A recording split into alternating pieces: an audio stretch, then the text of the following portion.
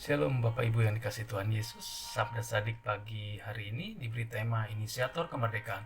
Sebelum memulainya mari kita berdoa. Terima kasih Tuhan Yesus untuk kasih kemurahan-Mu dalam hidup kami, pemeliharaan-Mu ya Bapa. Kalau sebentar kami boleh mendengarkan Sabda Sadik, kiranya Roh Kudus memimpin dan memberi pengertian akan kebenaran firman-Mu. Terima kasih Tuhan Yesus. Haleluya. Amin. Nah, Alkitab hari ini terambil dari kitab Galatia 4 ayat 4-5. Saya akan membacakannya. Tetapi setelah genap waktunya, maka Allah mengutus anaknya yang lahir dari seorang perempuan dan takluk kepada hukum Taurat. Ia diutus untuk menebus mereka yang takluk kepada hukum Taurat supaya kita diterima menjadi anak. Tuhan Yesus diutus untuk menebus dosa umat manusia dan juga bagi umat yang tunduk kepada hukum Taurat. Dengan demikian, Tuhan Yesus memerdekakan umat manusia dari dosa-dosa yang dibawa dari nenek moyang maupun dari manusia itu sendiri. Tuhan Yesus juga menyempurnakan hukum Taurat dengan hukum kasih karunia. Tuhan Yesus diutus ke dunia untuk memberi kemerdekaan umat manusia dari belenggu dosa dan ritual penghapusan dosa dengan korban bakaran menjadi kasih karunia. Hukum Taurat dan korban penebusan disempurnakan dengan kasih karunia. Ingatlah bahwa Tuhan Yesus Kristus yang memberikan kemerdekaan sepenuhnya kepada kita umatnya yang percaya. Melalui firman-Nya kita dimerdekakan dari satu, yaitu kuasa maut. Ya, ini disampaikan dalam 2 Timotius 1 ayat 10. Saya bacakan firman-Nya. Dan yang sekarang dinyatakan oleh kedatangan juru selamat kita Yesus Kristus, yang oleh Injil telah mematahkan kuasa maut dan mendatangkan hidup yang tidak dapat binasa. 2. Kita dimerdekakan dari intimidasi iblis. Ini disebutkan di dalam Efesus 6 ayat 11. Kenakanlah seluruh perlengkapan senjata Allah supaya kamu dapat bertahan melawan tipu muslihat iblis.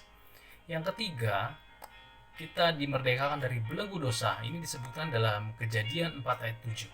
Kenakanlah seluruh perlengkapan senjata Allah supaya kamu dapat bertahan melawan tipu muslihat iblis.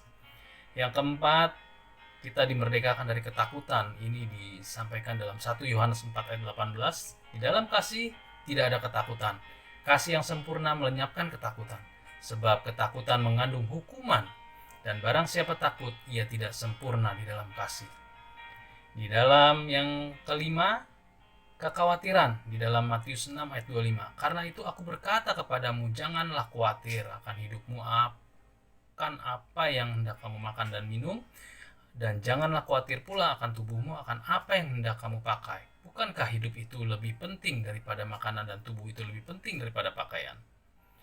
Yang keenam, tentang kesedihan. Ini disebutkan di dalam 2 Tesalonika 2 ayat 16. Dan ia Tuhan kita Yesus Kristus dan Allah Bapa kita yang dalam kasih karunia-Nya telah mengasihi kita dan yang telah menganugerahkan penghiburan abadi dan pengharapan baik kepada kita.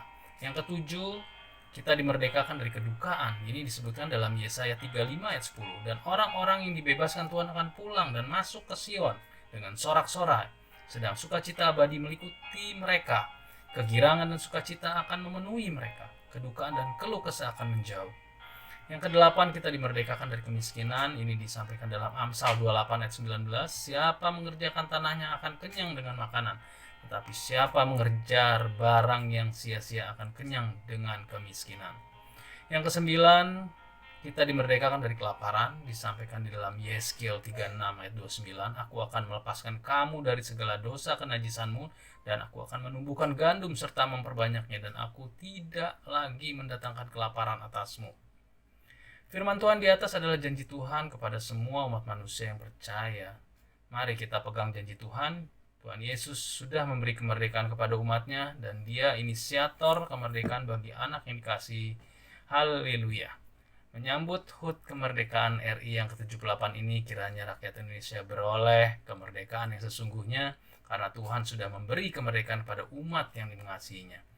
Kiranya juga kita semua diberikan kebebasan dan kemerdekaan dalam beribadah. Tidak ada lagi pelarangan dan penutupan tempat ibadah, karena semuanya sudah dijamin Undang-Undang Dasar 45.